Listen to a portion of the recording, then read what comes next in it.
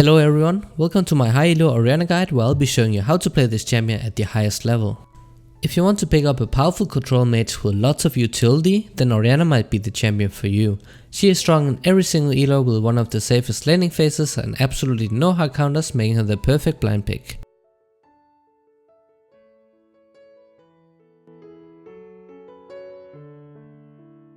When it comes to summoner spells, Orianna have a lot of options to choose from. Flies is always a must-have since it's the best summoner spell in the game. As for the secondary options, we have Teleport, which is one of the more popular choices right now, especially when you combine it with the Unsealed spellbook. It lets you recall whenever you want and teleport back without losing CS and staying even in difficult matchups. You can also help out your team around the map. Ignite is the more offensive approach that can be used if you're going for those soul kills in the laning phase. This can be a good way to snowball against the easier matchups. Barrier is a defensive summoner with a rather low cooldown that you can use in most games, especially against burst. Combining this summoner with your own shield makes you really difficult to kill. Heal gives you an edge if you're going to skirmish a lot with a jungler, since it also heals an allied champion. If the opponents have a lot of CC, then of course you should have cleanse, so you can survive in the laning phase and later stages of the game.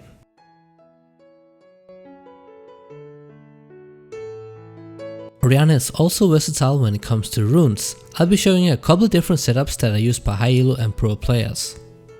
First setup is sorcery with domination secondary. If you want to bully your opponent out of the lane with consistent and reliable damage, then summon Airy is a decent option. It has great synergy with Orianna's kit and strong laning phase. Your W speed boost and E shield on teammates will proc Airy and shielding them, and your auto attacks will hit even harder. Mana Flow Ban is a must-have on Orianna since she can be quite mana hungry. Once it's fully stacked, you get bonus mana regen, which is really useful through all stages of the game. Transcendence gives some additional cooldown reduction so you can use your abilities more often, while also converting overcap CDI into damage. Gathering Storm is a scaling rune that slowly ramps up. This is incredibly powerful on control mages, which is a class that shines in the mid to late game teamfights. In the domination tree, we will always have Test of Blood and Ravenous Hunter, which will give an insane amount of healing once fully stacked. Orianna doesn't have any built-in sustain, so this helps out a ton. If you don't care about healing, then you can also pick Inspiration secondary. The next rune setup is my favorite one that I'm using pretty much every single game. The only difference here is the keystone with just Phase Rush instead of Summon Airy. This keystone is so powerful on champions who can easily proc it, and that of course includes Orianna. It helps you escaping from ganks and repositioning in teamfights. The slow resistance is so good to have and completely counters champions with slows as their main source of CC. The last setup I'll be showing you is the one used by Dope, also known as the best solo queue player in the world. We have Inspiration as our main page and then Sorcery secondary. Orianna is a scaling champion, so she doesn't need damage from keystones in order to stay relevant. Unsealed spellbook gives you so many options at every stage of the game, since you can swap out summoner spells and pick what's best for every single situation. Now, every time you swap to a unique summoner spell, the swap cooldown will decrease. Basically, it means that you will be able to swap between summoner spells much faster. The rest of the inspiration tree is so gold efficient. Magical footwear saves you 300 gold so you can get your items faster. You obviously want boots early against heavy skill shot matchups like Vel'Koz and Xerath, so against those types of champions you can use perfect timing instead. The next one is Biscuit Delivery, which restores 15% of missing HP and mana and increases your mana cap by 40, so it's quite good to have in difficult matchups. If you don't end up using all of the biscuits, you can simply sell the rest and get even more gold. Keep in mind that even if you sell the biscuits, it will still increase your mana cap. The last rune in this tree can be Cosmic Insight with free cooldown reduction on everything.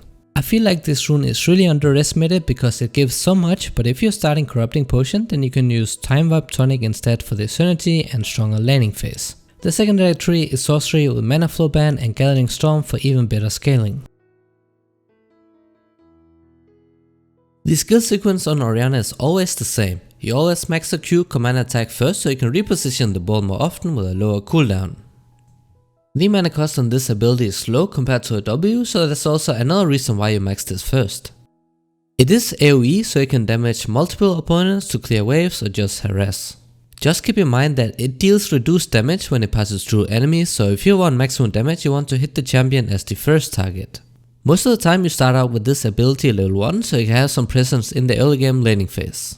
Per W, Command Dissonance is maxed second. It's another AoE ability, but it has much better base damage and AP scaling compared to a Q. It also decreases enemies' movement speed when they are within range and increases it for allies. We don't max this first because it has super high mana cost and the cooldown of it doesn't change when you put points into it. Her E, Command Protect, is maxed last. It grants bonus resistances when it's attached to someone and also a temporary shield. It can also deal damage if it hits an enemy while the ball is moving towards you.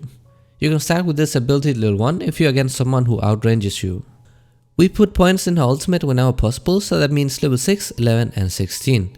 This is the ability Orianna is known for and also why she is so strong in teamfights. The ball unleashes a shockwave that deals a huge amount of damage and then pulls in enemies towards the center of the ball. Every time you put a point in this ability, it increases the base damage and lowers the cooldown, which is so important since this is the ability that can change the entire outcome of a teamfight.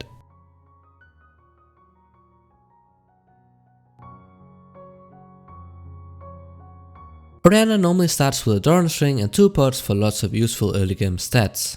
You can also start with a Corrupting Potion if you're looking to play super aggressive to abuse melee champions, or if you're in a difficult matchup where you'll get poked a lot. On your first base, you should be getting a Lost Chapter or the components towards it. I highly recommend getting a refillable potion if you started with Doran's Ring because it's so gold efficient and you also never have to buy health potions. Your first big purchase will be a Luden's Echo because it's packed with amazing stats like AP, cooldown reduction and mana. The passive also gives you a little bit of extra poke and wave clear. If you need the extra movement speed early, for example against enemies with skill shots or aggressive junglers, then you should rush tier 2 boots right after Lost Chapter. Get Sock Shoes for a big damage power spike with flat magic pen that's super strong against squishy champions. If you're playing against heavy crowd control and AP comps, get those Mercury Treads so the magic resistance and tenacity will help you out. Ninja Tabais are better against heavy AD teams since the armor and reduced damage from auto attacks is so useful. Your third completed item is usually a Morale Nomicon for a massive 3 item power spike. The flat magic pen completely destroys squishy champions and the Grievous Wounds passive counters healing as well, so make sure to buy this if you're against heavy healers like Vladimir, Soraka, Sona and so on. The health also makes you a bit tankier so you're harder to burst down. Now if you're against heavy AP comms, you can get a Banshee Swell instead of a Morale Nomicon. The magic resistance boosts your defensive stats by quite a bit. The passive shield is amazing since it makes it much harder for opponents to catch you off guard with CC abilities. Against an AD mid laner or heavy AD team comps, you want an early Seeker's Arm Guard for some additional defensive stats and then you wait building into Sonya's Hourglass until you get your core items. If necessary, you can build into Sonya's Hourglass immediately, for example against a set to counter his death mark. Your next big items will be a Rabadon's Death Cap for the biggest AP boost in the game and a Voice Staff if the enemy teams are stacking magic resistance. Other situational items are, for example, Liondra's Torment, which is basically the anti-tank item for mages. It increases your damage the longer you are in combat and deals damage based on the enemy's champion's maximum HP, which will be further increased if their movement speed impaired. Your Command Dissonance and Command Shockwave will give you the increased damage as they impair movement, so you're not forced to buy other items like Rylai's Crystal Scepter just for that purpose. Spellbinders is usually a great item on champions that can snowball out of control, for example Diana. Orianna is not that type of champion, but you can still make use of it if she's far ahead of the enemies. The movement speed is always great to have on champions with low mobility and the AP and active is just huge on any mage that can make use of it before it expires. Rod of Ages used to be a core item on Orianna in the past. The meta right now favors more early to mid game fights, so Luden's Echo and Morale Nomicon has taken over its spot since you have more impact with these items. This item can still be bought into very difficult lanes because the component Catalyst of Aeons offers some valuable sustain that will definitely help you survive and scale.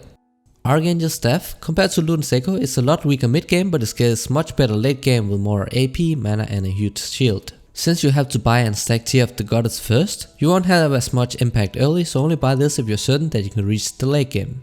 Nash's Tooth is focused around auto attacks and is somewhat viable on Orianna because of a passive Clockwork Windup that makes her autos hit harder and scale better with AP. Personally, I don't buy this item on her, but it can work against short range comps that are prone to getting kited. There is a certain type of CC that you can't manually cancel with Cleanse and it's called Suppression. Examples of such abilities are Malzahar's Nether Grasp and Skarner's Impale. If you play against those, then Quicksilver Sash is the only item that you can use to counter the ultimates, so you should consider buying it after Luden's Echo if you think they will be a threat to you at some point. Here are some examples of what your final build could look like. As always, remember that you should never just copy the exact same build in every single game, but rather use what's best for your current game. Analyze the team comps and plan ahead which items you will absolutely need for each game. It will improve your decision making and help you climb faster. At level 1 you will most of the time start with a point in Q command attack because it gives you more damage that you can use to take control of the laning phase. If you are against someone who outranges you, you can start with E command protect at level 1 so the shield and bonus resistances can help against the poke. You want to take advantage of your strong early game and harass the opponent whenever you get the opportunity. Your passive Clockwork Wind Up deals so much damage early on, so always try to get auto attacks with your abilities for maximum damage output. Use your ball as a zoning tool and place it between the opponent and the minions. Your normal trading combo in the laning phase is Q plus W and auto attacks whenever possible. And then you of course use your E to counter some of the damage you are receiving. Be sure to time this well because you will not get the shield while the ball is traveling, it has to be attached to you. Remember that your Q deals less damage when it passes through multiple targets, so place it behind the minion wave or next to it so you can get the full damage when you're going for trades. A perfect opportunity to harass the opponent is when he's walking up to last hit a CS. Your full combo once you have the ultimate is Q to reposition the ball, and then you use your ultimate so it pulls in enemies towards the center of the ball, and then W to hit all of them with the AoE slow. If you know that the opponent have mobility spells or summoners up, then you can bait it out by using Q plus W first and then use your ultimate last when you can get a guaranteed hit. Even though you are strong early game, you should have the minion wave at your side of the lane against harder matchups and oppressive junglers because it lets you farm up safely without risking a jungle gank. You always want to have a control wall placed on the map because it gives so much valuable information to your entire team while also denying enemy vision. Orianna scales really well, so you don't have to force anything in the lane and can simply just farm up for her core items and then carry in teamfights where she really shines. Mid game is usually when the outer turrets start falling and people begin to rotate around the map. This is where Orianna gets her first big power spike with 3 completed items, so you should start looking for aggressive plays with your team either in your lane or other parts of the map. If the enemy laner is playing too passive, you should just shove in the wave and look for roams or stealing away objectives, enemy jungle camps to set them behind. Denying vision is key when it comes to snowballing leads and turning it into a victory, so even if you can't find kills, coordinate invades with your team to take out enemy wards and setting up vision.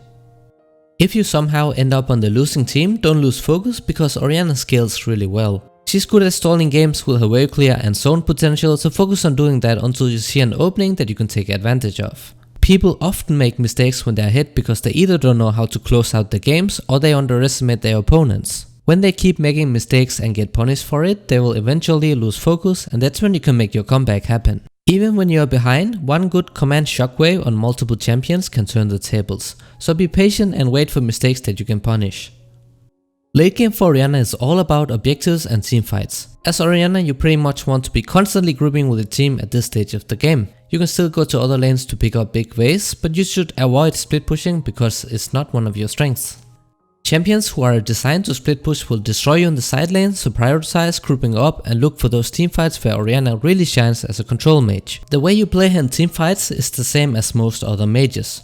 You want to stay in the backline with your ADC because you're incredibly squishy. Use your command attack and command dissonance to damage and slow enemies while waiting for the perfect moment to blow up priority targets with your ultimate command shockwave. Peel for teammates if necessary, especially if your ADC is fed, as that extra shield and movement speed can help spacing better in teamfights.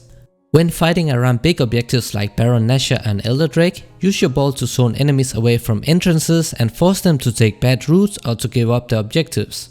This video is part of a completely free written Orianna guide I have created with a lot of useful tips and tricks, advice on how to beat over 30 different matchups, so if you want to learn more about Orianna, then I have a link to that written guide in the description. I hope you guys learned something. Please let me know if this video was helpful, and thank you so much for watching.